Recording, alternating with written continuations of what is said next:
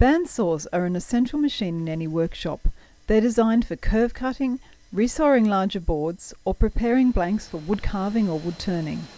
They aren't usually considered to be machines of great accuracy, but if they're tuned correctly, they can be an invaluable tool for joinery. Whether you've purchased a new bandsaw or are changing the blade on your old one, spend a little time making sure all the adjustable parts of the saw are correctly aligned.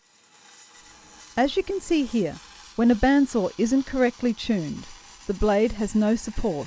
It'll wander all over the place and make it impossible to follow a pencil line and achieve any accuracy at all. To replace the blade, make sure the saw is turned off and unplugged from the power point. Take out the throat plate and table pin. Open the wheel covers and make sure the guards and guide assembly are out of the way. Loosen the blade tension completely to make it easy to remove the old blade. Remove the blade from the top wheel first and ease it off the bottom. Blades on large bandsaws can be difficult and prickly, so take care when handling them. Fold the blade for safe storage. Place the new blade on the wheels. Position it roughly in the middle of the tyre. It shouldn't be sitting too far forward towards the front. Bandsaw wheels are cambered, and when the saw is running, it should find a home towards the top of this camber.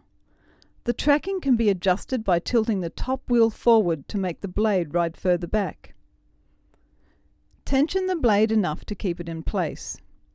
Then turn the top wheel to check that the teeth aren't catching on anything.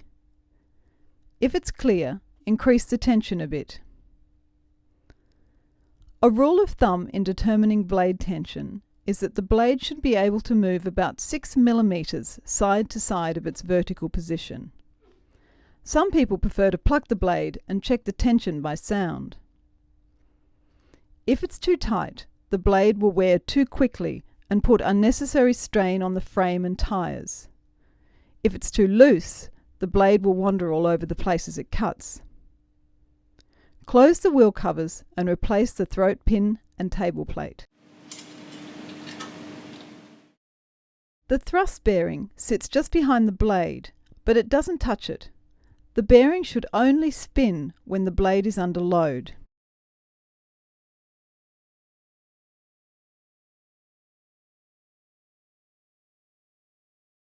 The guide bearings to the side of the blade are designed to keep it cutting straight and not twisting or wandering in the cut. You don't want the guides to touch it, but they should be very close. About a piece of paper thickness is ideal. Line them up to the back of the gullet to ensure that the set of the teeth is clear. Make the same adjustments to the bottom guide assembly. To produce accurate joinery, you will need to check that the blade is square to the table. Raise the blade guard and use an engineer's square to check the table is at 90 degrees to the blade. The table sits on a trunnion underneath and can be easily adjusted. Don't always trust the gauge on the table tilt mechanism. Check it for yourself. It's a good idea to check your rip fences parallel to the mitre slot. The rip fence is normally located to the left of the blade and the mitre slot to the right of it. Move your fence next to the mitre slot and check that they line up.